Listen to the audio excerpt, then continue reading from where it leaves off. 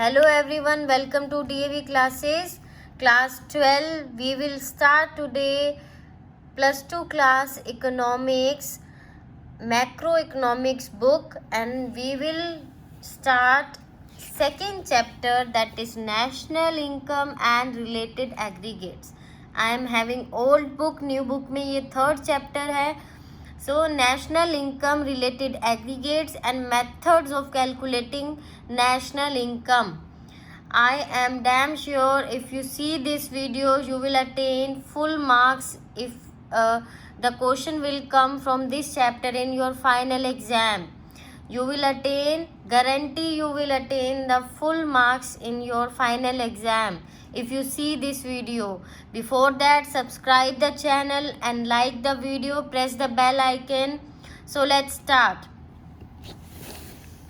Here some handwritten notes are there. You can also write these notes in your notebook, और आपको description box में भी ये notes की PDF फाइल आपको मिल जाएगी. You can click on that link button in description box, you will get the file of these notes. So national income and related aggregates. Domestic territory. सबसे पहले हम क्या रीड करने वाले हैं, कुछ ऐसी टर्म्स जो नेशनल इनकम चैप्टर में यूज़ होंगी, जो आपको इजी फॉर्म में समझनी ज़रूरी हैं. अगर आपने ये सिंपल लैंग्वेज में समझ ली तो आपको बुक में से बिल्कुल क्लियर कट समझ आएगा. सो डोमेस्टिक टेरिटरी क्या होती है? It means political frontiers, borders of a country in और आउटसाइड द कंट्री.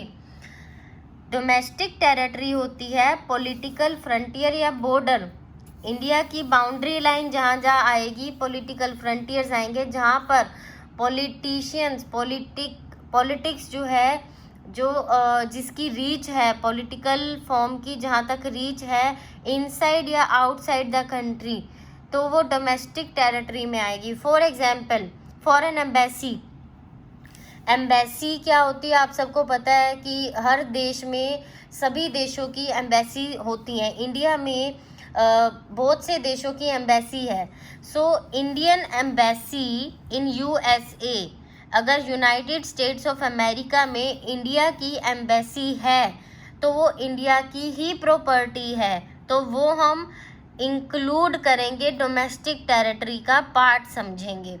इंडिया की कोई भी प्रॉपर्टी या तो इंडिया के अंदर है या इंडिया के बाहर है, इन और आउटसाइड, तो वो डोमेस्टिक टेरिटरी का हिस्सा है, इंडिया की डोमेस्टिक टेरिटरी का हिस्सा है. Pakistan embassy in India. India में अगर पाकिस्तान की एम्बेसी है तो वो डोमेस्टिक टेरिटरी ऑफ इंडिया में इंक्लूडेड नहीं होगी. So hope this term is clear to you. What do you mean by domestic territory? Second हम टर्म रीड करने वाले हैं नॉर्मल रेजिडेंट. नॉर्मल रेजिडेंट कौन लोग होते हैं? देखिए, 3 शर्तें पूरी करते हैं वो लोग नॉर्मल रेजिडेंट होते हैं. It refers to an individual और एन इंस्टीट्यूशन. या तो वो कोई इंडिविजुअल हो या इंस्टीट्यूशन हो, who ordinarily resides in a country, और देश में 1 साल या 1 साल से ज़्यादा वो रहा हो. फर्स्ट कंडीशन, या तो वो इंडिविजुअल हो या वो इंस्टीट्यूशन हो. सेकंड कंडीशन, वो 1 साल या 1 साल से ज़्यादा देश में रहा हो. ठीक है, सेम देश में. लाइक इंडिया की बात करें, इंडिया का नॉर्मल रेजिडेंट कौन हो सकता है? या तो कोई इंडिविजुअल या इंस्टीट्यूशन, और वो 1 साल से ज़्यादा देश में रहा हो और उसका इकोनॉमिक इंटरेस्ट उस देश में हो. अब ये इकोनॉमिक इंटरेस्ट क्या होता है? इकोनॉमिक वर्ड है, मीन्स मनी रिलेटेड, लाइक खाना पीना रहना, सेविंग, इन्वेस्टमेंट, इनकम, ये सारी चीज़ें उस देश में है. इनमें से कोई भी चीज़ अगर है और वो 1 साल से इकोनॉमिक इंटरेस्ट की वजह से रह रहा है तो वो नॉर्मल रेजिडेंट है उस देश का.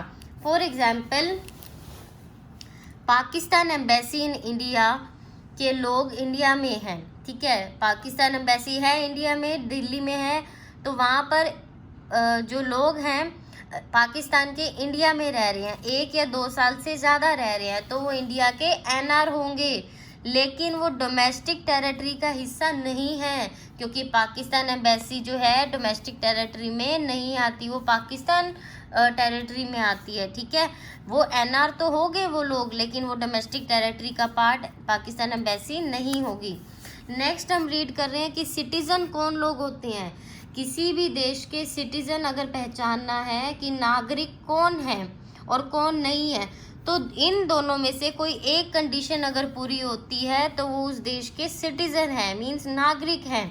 पहला, on the place of birth, like अगर जो वो देश का नागरिक कहलाता है, अगर उसका बर्थ प्लेस है, लाइक इंडिया का नागरिक होने के लिए या तो हमारा बर्थ प्लेस इंडिया हो। Second condition, by some legal provision, या फिर हमें किसी वजह से ग्रीन कार्ड मिला हो, लाइक यूएसए का। फॉर एग्जाम्पल इंडिया के बहुत सारे लोग यूएसए में शिफ्ट हुए हैं और उनके पास ग्रीन कार्ड है, तो वो एनआर हैं वहाँ के, क्योंकि उनके पास ग्रीन कार्ड है। कुछ लीगल या अब उनका प्लेस ऑफ बर्थ तो इंडिया था, लेकिन उन्हें ग्रीन कार्ड यूएस का मिला है, तो वो वहाँ के सिटीजन है। ओके, नेक्स्ट, फैक्टर इनकम और ट्रांसफ़र इनकम।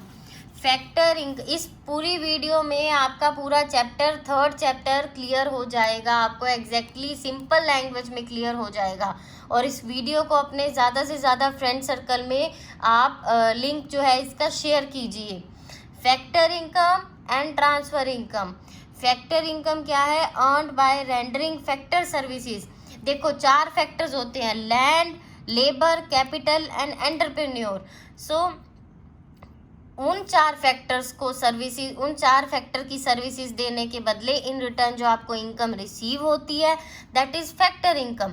ट्रांसफ़र इनकम आपको फ्री फंड में रिसीव होती है, ये मेहनत की कमाई से रिसीव होती है, ये मेहनत से रिसीव नहीं होती। Earned without rendering any factor services in return, आपने कोई भी फैक्टर सर्विस नहीं दी और आपको फ्री में इनकम मिली है, दैट इज ट्रांसफ़र इनकम। ये नेशनल इनकम में इंक्लूड होती है। एग्जाम्पल वेजेस है, सैलरी है, ये फैक्टर, और प्रोडक्शन जो है हमारा लेबर उसका, ठीक है, उसका इन रिटर्न जो आपको मिल रहा है, इसको बिना मेहनत किए हम नेशनल इनकम में उस कमाई को इंक्लूड नहीं करेंगे। Earned by normal resident by doing some work, ये नॉर्मल रेजिडेंट किसी न किसी काम करने की वजह से उन्हें ये इनकम रिसीव हो रही है, और इसकी एग्जांपल है गिफ्ट, लॉटरी, स्कॉलरशिप जो फ्री में रिसीव हुई है आपको। So hope this term is clear to you, factor income and transfer income. Now final goods and intermediate goods. Final goods जो फाइनली अब कंज्यूम होंगी, जिन्हें अब रेडी टू यूज़ हैं, उनमें फर्दर प्रोडक्शन प्रोसेस की कोई भी प्रक्रिया जो है अब और नहीं चाहिए।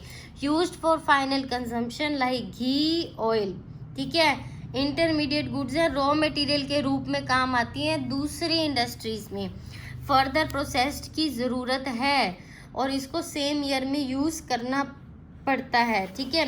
अब नेचर ऑफ यूज़ डिसाइड करता है कि वो फाइनल है या इंटरमीडिएट है। फॉर एग्जांपल शुगर है, चीनी है, जो आप घर में भी यूज़ करते हो, फाइनली आप चीनी क्या है यूज़ डायरेक्टली करते हो घर में। लेकिन अगर वही केक बेकरी वाला कोई शुगर लेके जा रहा है तो अभी उसे केक बनाना है, फाइनल प्रोडक्ट बनाना है, वहाँ पर शुगर इंक्लूड नहीं होगी, वो इंटरमीडिएट गुड है केक बेकरी में। लेकिन हाउस होल्ड्स के पास एज एन फाइनल गुड है, तो जहाँ पर शुगर फाइनल गुड यूज़ हो रहा है उसे तो हम नेशनल इनकम में इंक्लूड करेंगे। इंटरमीडिएट गुड्स के रूप में अगर शुगर यूज़ हो रही है तो हम उसे इंक्लूड नहीं करेंगे। Final goods included, yes, intermediate goods not included in the national income. Next is gross value and net value. gross value क्या होती है और net value क्या होती है? So देखो ये ग्रोस और नेट का जो पूरा कंसेप्ट है ये आपको थर्ड फोर्थ दोनों चैप्टर में कॉन्टिन्यूसली मिलेगा ही मिलेगा। तो एक बात अच्छे से समझ लो, ग्रोस से नेट पे जाना है तो डेप्रीसिएशन ऐड करोगे, ठीक है। ग्रोस से नेट में जाना है तो नेट में डेप्रीसिएशन ऐड करोगे, नेट से ग्रोस में आना तो डेप्रीसिएशन लेस करोगे। देखो कैसे, ग्रोस वैल्यू आप बोल सकते हो परचेजिंग वैल्यू है। ग्रोस वैल्यू क्या है? परचेजिंग वैल्यू, और net value actual value at a particular point of time. For example आपने रेडमी नोट 3 16 GB का लिया, खरीदा कितने में? 10,000 रुपये में, तो 10,000 होगी उसकी परचेजिंग वैल्यू, ग्रोस वैल्यू। लेकिन अगर आज की डेट पे उस मोबाइल की वैल्यू है 8,000 रुपये, तो डिफरेंस है 2000 रुपये का, तो 2000 क्या लगा, इतने सालों में उसका डेप्रीसिएशन लगा। लाइक वो 10,000 का फ़ोन आपने 2, 3, 4, 5, 6, 7 साल कितने साल भी यूज़ किया, इतने साल बाद जाके उसकी वैल्यू 8 हो रही है, तो ये 2000 का डिफरेंस क्या है, डेप्रीसिएशन है। तो डेप्रीसिएशन क्या होता है, a continuous reduction in the value of fixed assets. Depreciation is a continuous reduction in the value of fixed assets. Net value से हमने निकालनी है तो ग्रोस में डेप्रीसिएशन लेस कर दो। देखो नेट निकालनी है तो ग्रोस में डेप्रीसिएशन हमने लेस किया तो नेट आ गई। सिमिलर ग्रोस निकालनी है तो नेट वैल्यू प्लस डेप्रीसिएशन। ये बहुत इम्पोर्टेंट कंसेप्ट है, ध्यान रखना। नेट से ग्रोस पे कैसे जाना है और ग्रोस से नेट पे कैसे आना है। अब ये जो डेप्रीसिएशन नाम आया है, आपको जब भी नेशनल इनकम का प्रैक्टिकल क्वेश्चन फाइनल पेपर में आएगा तो आपको डेप्रीसिएशन का नेम एग्जैक्टली ना देकर ये डिफरेंट नेम देंगे कंफ्यूज करने के लिए। तो आप देखिए क्या क्या नेम है डेप्रीसिएशन के। करंट रिप्लेसमेंट कॉस्ट को हम बोलते हैं depreciation. Replacement cost of fixed asset या replacement cost of fixed factor, consumption of fixed factor is depreciation. Now next concept है हमारा फैक्टर कॉस्ट क्या होता है और मार्केट प्राइस क्या होता है। फैक्टर कॉस्ट क्या होता है और मार्केट प्राइस क्या होता है। कंसेप्ट्स को अच्छे से समझने के लिए पूरी वीडियो में बने रहिए और एंड तक इस वीडियो को ज़रूर देखिए। फैक्टर कॉस्ट ऑफ प्रोडक्शन होती है, मीन्स किसी भी प्रोडक्ट को बनाने में कितना खर्चा आया है। मार्केट प्राइस क्या होता है, सेल प्राइस होता है कि कितने रुपए में प्रोडक्ट जो है वो सोल्ड आउट हुआ। ये बनाने का खर्चा है, ये प्रोडक्ट को बेचने का खर्चा है। फैक्टर कॉस्ट, मार्केट प्राइस, ध्यान से सुनना। 8 रुपये में मान लो कोई प्रोडक्ट बना और 10 रुपये में वो बिका, तो ये जो 2 रुपये का डिफरेंस है प्रोड्यूसर के लिए प्रॉफिट नहीं है, बल्कि ये टैक्स है। 2 रुपये टैक्स है, बिकॉज नेशनल इनकम कैलकुलेट करने में हम कभी भी प्रॉफिट को कंसीडर नहीं करते। हम ये मान के चलते हैं कि जो डिफरेंस है वो क्या है, टैक्स के रूप में प्रोड्यूसर ने गवर्नमेंट को पे किया है। नाउ अब ये टैक्स की ही इम्पोर्टेंस हम समझते हैं। नेट इनडायरेक्ट टैक्स NIT जो कि गुड्स और सर्विसेज पे लागू होता है, जैसे कि GST one of the type of net indirect tax. Now 2 तरीके के टैक्स होते हैं, इनडायरेक्ट और डायरेक्ट। डायरेक्ट तो डायरेक्टली वो पर्सन बियर करता है टैक्स जो वो पे कर रहा है। For example income tax consumer जो है वो ही पे करता है और उसी को बर्डन बियर करना पड़ता है। लेकिन इनडायरेक्ट टैक्स जो होता है चार्ज किसी और से किया जाता है और पे कोई बर्डन जो है वो कोई और रिसीव करता है। फॉर एग्जांपल GST है, कोई भी प्रोड्यूसर है, गवर्नमेंट प्रोड्यूसर से चार्ज करती है, प्रोड्यूसर कस्टमर से चार्ज करता है, तो फाइनल बर्डन आता है कस्टमर पे और प्रोड्यूसर जो है एज एन इंटरमीडिएटर है। तो नेट इनडायरेक्ट टैक्स अगर कैलकुलेट करने हैं तो इनडायरेक्ट टैक्स में से सब्सिडीज लेस कर दीजिए। सब्सिडीज होती है रिलैक्सेशन मतलब कि जो राहतें मिली है, कैशबैक मिला है। एक बार तो टैक्स पे कर दिया लेकिन उस पर आपको जो है वो वापस आपको जो टैक्स का कैशबैक मिल रहा है। It lowers the price of the tax का प्राइस जो है इससे कम हो जाएगा।